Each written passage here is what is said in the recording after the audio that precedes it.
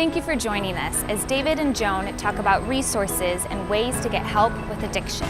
There's a lot of parts to addiction that intimidate people. They don't understand the physical part of the addiction. They don't understand the emotional connection to a drug or to a toxic chemical. How do you walk people through the process? What is the best way for somebody, if they have someone they love, a child, a spouse, that is in addiction, how do they get help? That's an excellent question. Because it's a huge system, and if you're not familiar with it, it's very hard to walk through, and it's frustrating for some people, and then they don't end up getting the help that they need.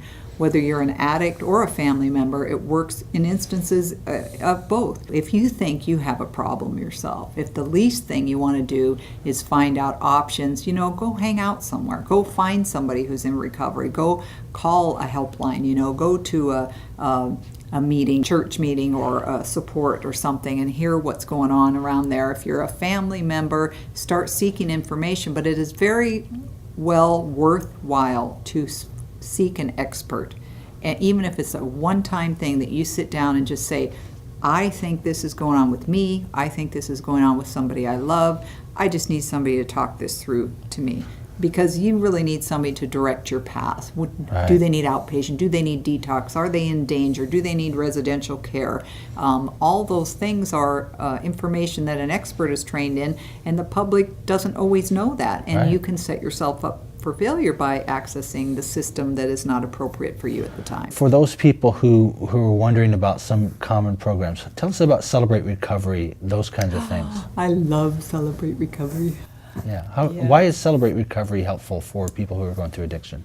Because recovery is so individualized to people, and it's so personal, and it has to contain, my belief is, 20 years of doing this, is that it has to contain the element of hope and acceptance.